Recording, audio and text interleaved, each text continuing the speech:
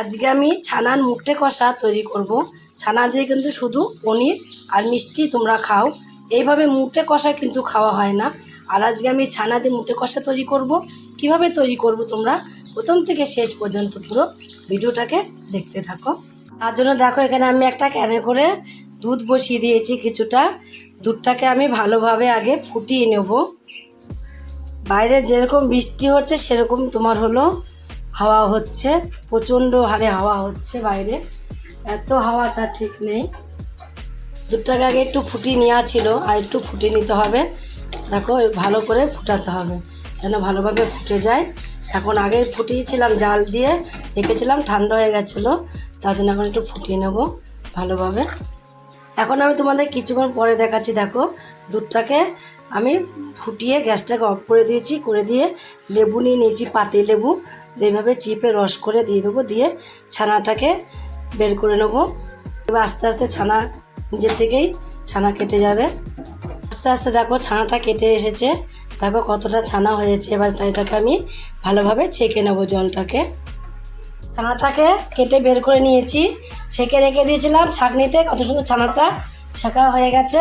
আর একটা দেখো চামচ দিয়ে এইভাবে জলটাকে ভালোভাবে ঝরিয়ে নিয়েছি। এর মধ্যে কিন্তু এখন আর কোনো রকম জল ভাব নেই। এবার এই ছানাটাকে আমি একটা বোল নিয়েছি, দেখো বোলের মধ্যে পুরো ছানাটাকে নিয়ে নেব। আমি একটা বোলের মধ্যে নিয়ে নিয়েছি। এবার এই দেখো ছানাটা দিয়ে নিয়েছি আমি, এই ছানাটার মধ্যে এখানে আমি 2 চামচ বেসন নিয়ে নেব। 2 চামচ বেসন নিয়েছি, অল্প করে নিয়েছি, পুরো ভর্তি করে নিয়ে নিই চামচটা।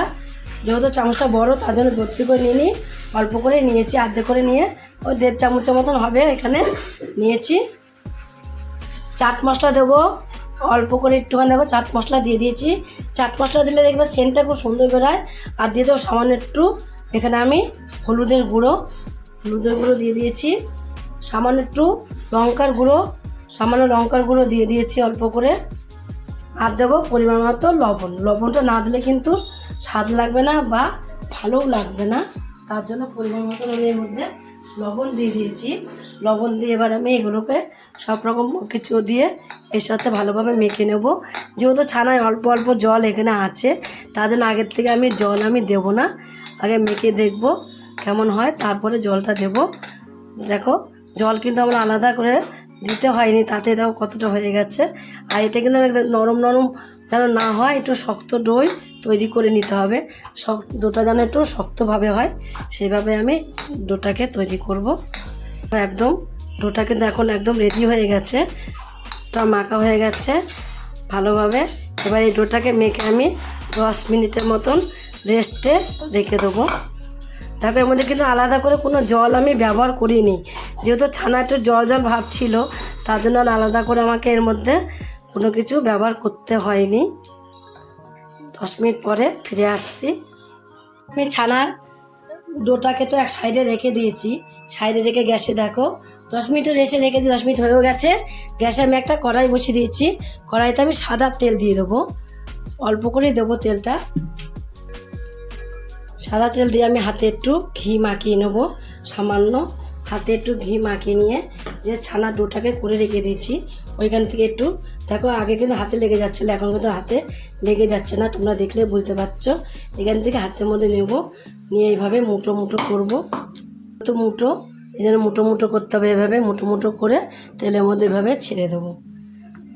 সবগুলোকেই হাতের মধ্যে এইভাবে নিয়ে মুঠো করবো, এইভাবে তেলের মধ্যে দিয়ে দেবো। রেসিপিটা তোমরা একবার খেলে তোমাদের প্রতিদিনই তোমাদের খেতে ইচ্ছা করবে। ছানা তো আমরা অনেক কিছুই খাই, ছানা দিয়ে কিন্তু এইভাবে আমরা রেসিপি খুব কমই খাই।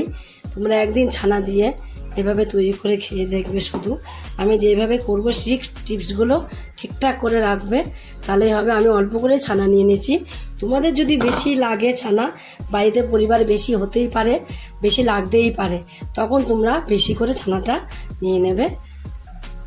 দেখো সবগুলোকে আমি এখন দিয়ে দিয়েছি, এবার আমি ভালোভাবে ভেজে নেব। দেখো এক পিঠ হয়ে গেলে, যেগুলো হয়ে গেছে সেগুলোকে এভাবে উল্টে দেবো। দেখো সবগুলোই মনে হয় এখন হয়ে গেছে, এক পিঠ হয়ে গেলে আর এক পিঠ উল্টে দিতে হবে। বেসন একদমই অল্প নিতে হবে, ছানাটাকে বেশি নিতে হবে, বেশি যেহেতু ছানার, তার জন্য ছানার পরিমাণটাকে যত বাড়িয়ে দেবে তত কিন্তু খেতে বেশি ভালো লাগবে। দেখো এক পিঠ করে ভেজে আমি আর এক পিঠ করে এইভাবে উল্টে দিয়েছি। এই পিঠটাকেও ভালোভাবে একটু ভেজে নেব। ওই পাশে তেলটা বেশি আছে বলে দেখো ওই পাশে আমি সবগুলোকে এক পাশে করে দিয়ে দিয়েছি। তোমাদের আগেই বলে দিয়েছি আমি অল্প লাগবে আমি অল্প নিয়েছি, তোমাদের যা যেটুকু লাগবে তোমরা সেইটুকুনি কিন্তু নিয়ে নেবে। দেখো এখন কিন্তু সুন্দরভাবে একটা ভাজা হয়ে গেছে, এবার এই ভাজাটা আমি নামিয়ে দেবো। দেখো জল পড়েছে বলে আওয়াজ হচ্ছে। আর ভাজাগুলোকে সব কমপ্লিট হয়ে গেছে ভেজে নেওয়া। এভাবে তেলটাকে ছেঁকে নেবো, ছেঁকে সবগুলোকে আমি নামিয়ে দেবো।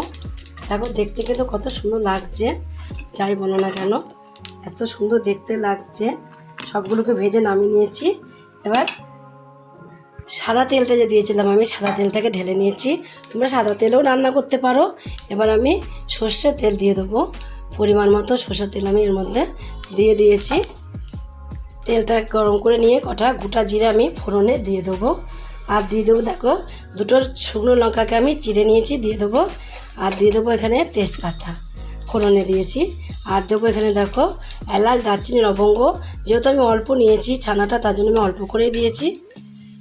মশলাটাও কিন্তু অল্প দিতে হবে, অল্প নিলেও ছানা অল্প যদি হয় তাহলে অল্প করেই দিতে হবে, আর যদি বেশি করে হয় তাহলে বেশি করেই তোমাদের দিতে হবে। এবার আমি মশলাটাকে দেখো ভেজে নেব, ভালোভাবে মশলাটাকে ভেজে নিতে হবে। জিরেটা, এলাচ, দারচিনি, লবঙ্গ সবই আমি অল্প অল্প করে নিচ্ছি। আর এলাচটাকে দেখো মুখটাকে কিন্তু থেতো করে একটুখানি ছাড়িয়ে দিয়েছি, তোমরা থেতো করেও নিতে পারো, আমি একটু ছাড়িয়ে দিয়েছি। এবার আমি এর মধ্যে দিয়ে দেবো টমেটো কুচি। টমেটো কুচিটাকে পেস্ট সাথে নাড়াচাড়া দিয়ে দেবো হালকা করে নাড়াচাড়া দিলেই হবে। তারপর এক এক করে আমি এর মধ্যে সমস্ত মশলাগুলোকে দেখো দিয়ে দেবো। জিরের গুঁড়ো দিয়ে দেবো, অল্প করেই দেবো জিরের গুঁড়োটা। আর দেবো এখানে ধনের গুঁড়োটাও দেবো আমি অল্প করে, সব কিছু অল্প করেই দেবো। আর কাঁচা লঙ্কা বাটা দিয়ে দেবো এখানে আমি অল্প করে।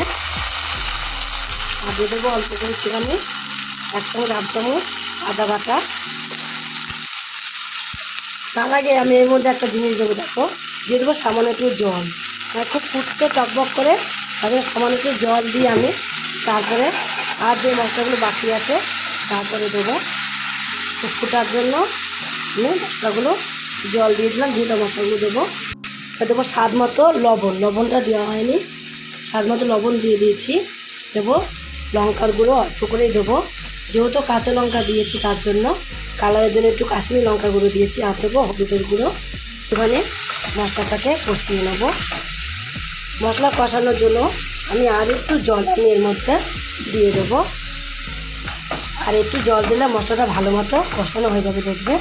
বাড়ানোর জন্য একটু দিয়ে দেবো আরেকটা জিনিস, সেখানে আমি দেখো স্বাদ বাড়ানোর জন্য চিনি দিয়ে দিয়েছি। চিনিটা দিয়ে এবার আমি মশলাটাকে ভালোভাবে কষিয়ে নেব। তাও বাড়ে আবার কালারটাও বেশ খুব সুন্দর হয়, তার জন্য অল্প করে একটু চিনি আমি এর মধ্যে দিয়ে দিয়েছি। তো আমি তোমাদের কিছুক্ষণ পরেই দেখাচ্ছি, দেখো সম্পূর্ণটাই নিরামিষ। এবার মশলাটা কিন্তু কষানো হয়ে গেছে, তোমরাই দেখলেই বুঝতে পারবে মশলাটা কেমন কষানো হয়েছে। দেখো চারিপাশ দিয়ে কিন্তু তেল বেরিয়ে এসেছে, এই তেলটা বেরোনো অপেক্ষায় থাকতে হবে। দেখো তেলটা বেরিয়ে আসলে ভাবে যে মশলাটা কষিয়ে নেওয়া কমপ্লিট হয়ে গেছে। আর জল দিয়েছি, সেই জলটাকে কিন্তু এখন অনেকটাই শুকিয়ে গেছে। এবার আমি পরিমাণ মতো জল দিয়ে দেবো। চাও এর মধ্যে কিন্তু আলু দিতে পারো, আমি আর আলু দিলাম না।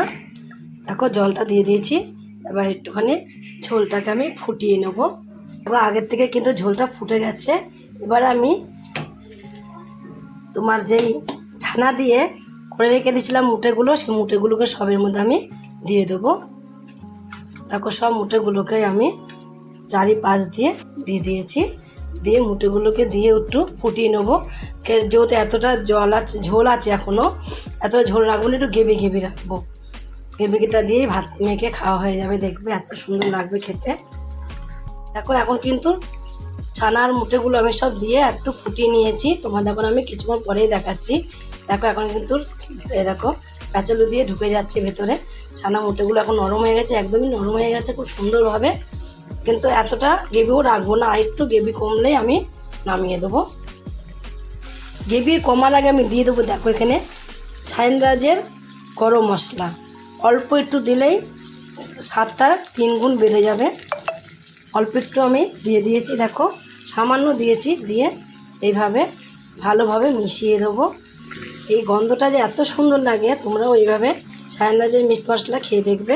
আমি সব কিছু শায়নরাজের ব্যবহারই করি, শায়নরাজ ছাড়া আমি অনেক কিছু ব্যবহার করি না অন্য কিছু। শায়নরাজের গরম মশলা, শায়নরাজের তোমার হলুদের প্যাকেট, জিরের প্যাকেট, ধনের প্যাকেট, সব কিছুই আমি এই ব্যবহার করি। শায়নরাজ ছাড়া আমি কোনো কিছু ব্যবহার করি না। অন্য মশলা আমি খেতেই পাই না। এই শায়নরাজ যে খাবে, শায়নরাজের গরম মশলা, মিট মশলা এগুলো যে খাবে, সে অন্য কিছু ব্যবহার করবেও না, খেতে ইচ্ছাও করবে না। এত ভালো জিনিস। দেখো গরম মশলাটাকে দিয়েও আমি কিন্তু একটু ফুটিয়ে নিয়েছি। আর একটুখানি গ্রেভি আমি রাখবো, যেই এটা ঝোলটা শুকিয়ে যাবে তখন একদমই কিন্তু গ্রেভিটা একদম গামাকা হয়ে যাবে। তার জন্য এটুকু আমি রেখে দেবো। কমপ্লিট হয়ে গেছে, এবার আমি এটাকে নামিয়ে দেবো। দেখো মুটে কারিটা আমার এখন একদম রেডি হয়ে গেছে। মুটে কারিটাকে নামিয়ে দেবো। কারিটা একদম পুরো কমপ্লিট করে আমি নামিয়ে নিয়েছি। এই যে আমি ঝোলটা রেখেছি, দেখবে এটা একদম পুরো শুকিয়ে যাবে। যখন ঠান্ডা যাবে ঝোলটাও কিন্তু থাকবে না, তার জন্য আমি একটু ঝোলঝোলই রেখেছি। একদম পুরো শুকিয়ে গ্রেভিটা একদম গামাকা হয়ে যাবে, দেখবে। আমি দিয়েছি কমপ্লিট করে। এবার আমি, তোমরাও এইভাবে একদিন ছানা দিয়ে মুটে কারি করে খেয়ে দেখো কেমন লাগে। করে খেয়ে যদি তোমাদের কাছে মুটে কারিটা রেসিপিটা ভালো লাগে, তোমরা যদি ফেসবুক থেকে দেখো, ফেসবুকের পেজটি ফলো করে দেবে। যদি ইউটিউব থেকে দেখো, ইউটিউবের চ্যানেলটি সাবস্ক্রাইব করে দেবে। পাশে থাকা বেল আইকনটি এটা প্রেস করতে ভুলবে না, তাহলে নতুন নতুন রেসিপিগুলো তোমাদের কাছে তাড়াতাড়ি পৌঁছে যাবে। আর আমার চ্যানেল যদি কোনো বন্ধু হয়ে থাকো, সাবস্ক্রাইব করেনি, প্লিজ সাবস্ক্রাইবটা করে দিও। সবার আগে তোমাদের কাছে নোটিফিকেশন ঢুকে যাবে। ছোট্ট করে লাইক করো, কমেন্ট করো, অনেক অনেক শেয়ার করো। নমস্কার বন্ধুরা, দেখা হবে আবার পরের রেসিপিতে।